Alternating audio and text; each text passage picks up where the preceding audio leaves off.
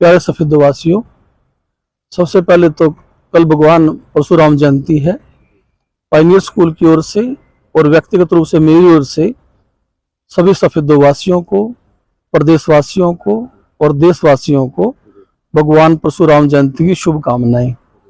और महापुरुषों की जयंती जब आती है तो हम संकल्प करें कि हम भी उन महापुरुषों के दिखाए रास्ते पे चलें। उससे हमारा जीवन सफल होगा, पारिवारिक जीवन सफल होगा, सामाजिक जीवन सफल होगा और उससे समाज आगे बढ़ता है।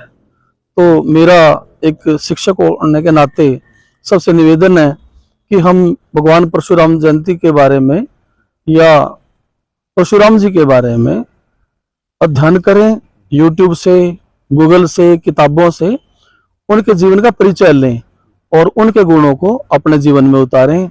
इससे सबका हित होता है। तो मैं पुनः भगवान परशुराम जयंती पर सर्व समाज को शुभकामना देता हूँ। क्या है, आपका जीवन क्या है? मैं गांव सिंहपुरा में एक साधारण किसान परिवार में पैदा हुआ।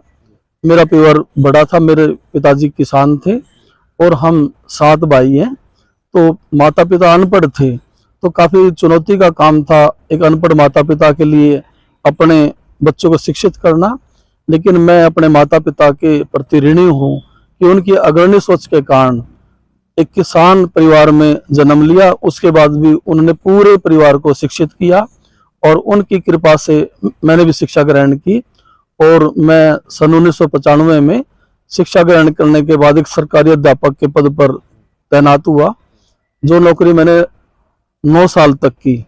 लेकिन मैं हमेशा सभी मंचों से कहता हूं कि मेरी जिससे शादी हुई उषा बराड़ जी, वो काफी प्रेरित महिला हैं, जीवन में उत्साह बढ़ाती हैं और उनका पूरा साथ मुझे मिला।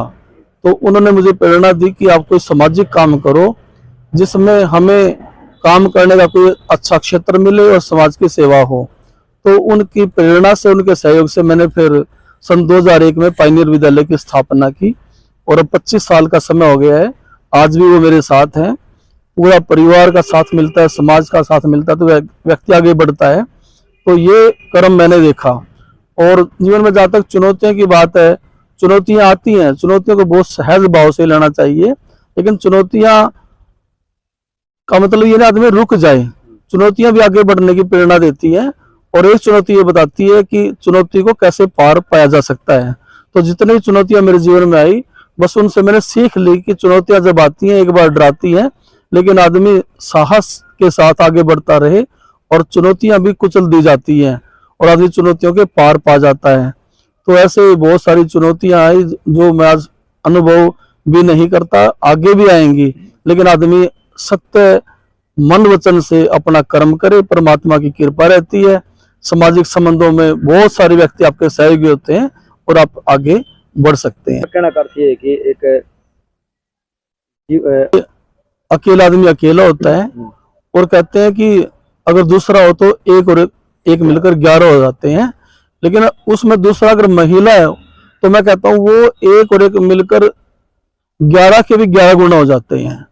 तो जब घर में कोई आपको घर से ही सहयोग मिले और वो भी एक महिला का, क्योंकि महिला जब आपके साथ हो तो पूरा समाज आपका साथ देता है। एक तो महिला के प्रति पूरे समाज की सहानुभूति होती है, फिर महिला की जो मर्यादा होती है, उसका बोलचाल होता है, उससे पूरा समाज प्रभावित होता है। तो महिला का साथ होना पुरुष के साथ की बजाय कहीं बहुत बड़ा साथ है। तो मैंने एक महिला का साथ पाकर जीवन में यात्रा का सफल तय किया। तो मैं इस भगवान परशुराम जयंती के अवसर पर उस करता हूँ जो मेरे जीवन में आई और मेरा सहयोग किया। और मैं पूरे समाज की महिलाओं को भी निवेदन करूंगा कि वो अपने घर परिवारों को आगे बढ़ाने का काम करें, अपने पुरुष मित्रों का सहयोग करें, खुद भी आगे बढ़ें।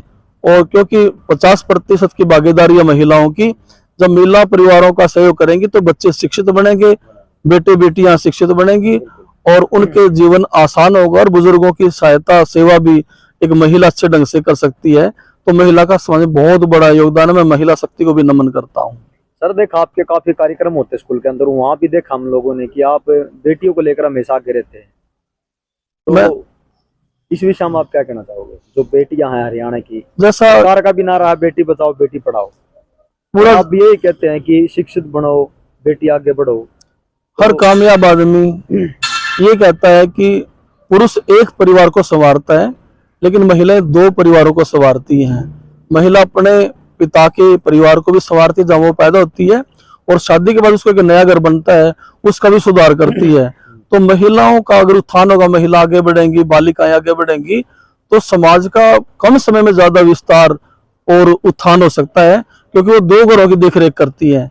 इसलिए मेरे मन में संकल्प आया कि महिलाओं का भरपूर सहयोग दिया जाए, बच्चियों का, बालिकाओं का सहयोग दिया जाए, ताकि वो समाज के उत्थान में, समाज को आगे बढ़ाने में अपनी महती भूमिका निभाए, और समाज जल्दी से जल्दी अग्रसर हो एक कामयाबी के रास्ते पर, और ये समाज अच्छा बने। बहुत बहुत धन्यवाद हमसे जुड़ने के लिए सर, बहुत बहुत धन्यवाद आपका। आपका भी धन्यवाद। Thank you.